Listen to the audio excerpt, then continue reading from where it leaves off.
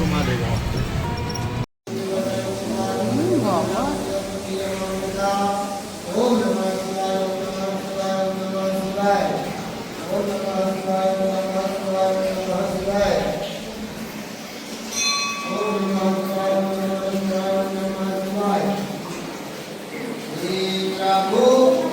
আমি এখন নীলভান্ডেশ্বরে আছি। অপূর্ব সুন্দর দর্শন হয়েছে। এই যে সবাই পুজো টুজো দিয়েছে, সব ওদিকে দেখছে। আর এখন এই যে নন্দী মহারাজ, আমরা একটু আগে ওনাকে সেবা করে ওনার কানে বলেছি আমাদের উইশেস।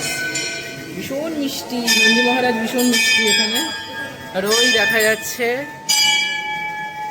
আমাদের তিলভান্ডেশ্বর, কাশী তিলভান্ডেশ্বর। শ্রীশ্রী মা বলেছিলেন একদিন ইটি তিল তিল করে বাড়তে বাড়তে পুরো পৃথিবী নাকি ছেয়ে নেবে। যাই হোক, আমি এই নিয়ে আমার দ্বিতীয়বার দর্শন। অনেক সুন্দর এখানে চারদিকে শিব, এটা আছে ভৈরব, এদিকে গণপতি, কার্তিকেয় ভগবান, এখানে আছে মহাদেবের আর একটি স্বরূপ, আর এখানে তিনজন মহাদেব একসাথে। আর ওদিকেও কিছু মানে ঠাকুর দেবতা রয়েছে, চলুন দেখিয়ে দিই। সিয়াবর রামচন্দ্র কি জয়। তিলভান্ডেশ্বর মন্দিরে রাম লক্ষ্মণ সীতা হনুমানজি, এদিকে রয়েছেন গণপতি, আর এখানে বেশ কিছু শালিগ্রাম দেখতে পাচ্ছি, শিবলিঙ্গ দেখতে পাচ্ছি, রাধা গোবিন্দ, মা সরস্বতী, এদিকে ভবানীর মূর্তি, অম্বিকা, জগদম্বিকা, শঙ্করাচার্য ভগবানের একটা খুব সুন্দর পঞ্চলোহা মূর্তি, অপূর্ব সুন্দর মূর্তি।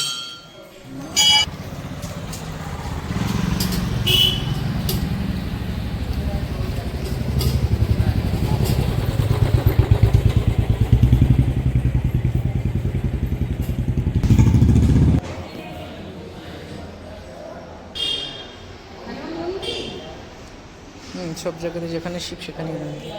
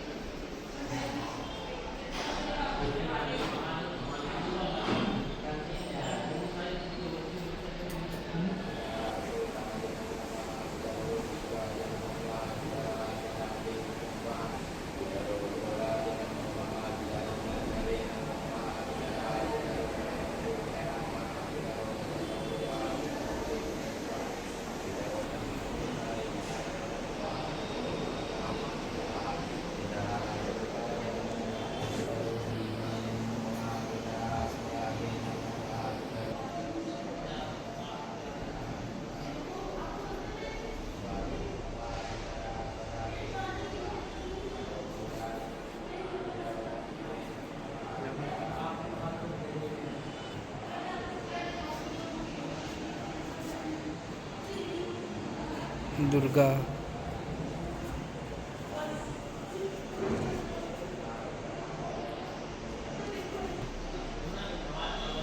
এটা মহাদেব,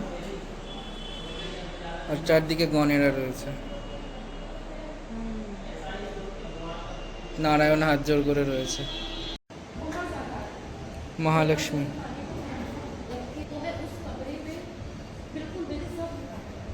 আমরা রাজা হরিশ্চন্দ্র ঘাটে নেবে কামকোটেশ্বর মন্দির দর্শন করে এখন আমরা গৌরী কেদার দর্শন করতে যাচ্ছি। গৌরী কেদারের ভেতরে ঢুকছি, গলি।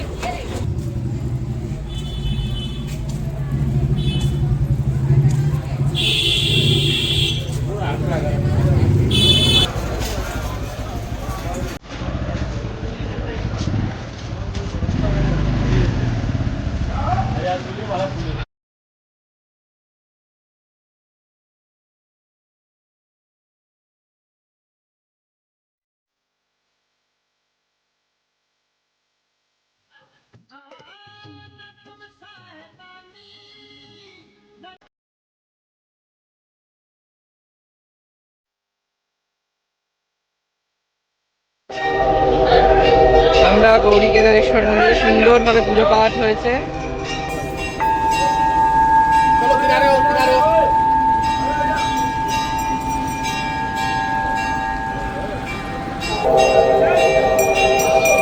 হর হর মহাদেব। মহাদেব। গৌরী কেদারের ভেতরে আমাদের স্পর্শ দর্শন করে সুন্দর করে অভিষেক করে পুজো হয়েছে, কিন্তু কেদার ঘাট যেটা সেখানে গিয়ে আমি ভিডিও করেছি, সুন্দর লাগছে গঙ্গাটা দেখতে, পরিযায়ী কিছু পাখিও দেখলাম, বোট দেখলাম, বাট মন্দিরের বাইরে দেখাতে পেরেছি, ভেতরে লিঙ্ক থাকে আর কি, তিলভান্ডেশ্বরে ছিল তাই দেখাতে পারলাম। সো দেখতে থাকুন সুরাজ ব্লগ। তারপর আমরা পৌঁছে গেছিলাম সংকটমোচন হনুমান মন্দিরে। এই হনুমান মন্দিরে যে হনুমানজি রয়েছেন তিনি কিন্তু স্বয়ম্ভু, এবং স্বামী তুলসীদাসজিকে হনুমান সাক্ষাৎ এই স্থানে আবির্ভাব করে তাকে দর্শন দেন।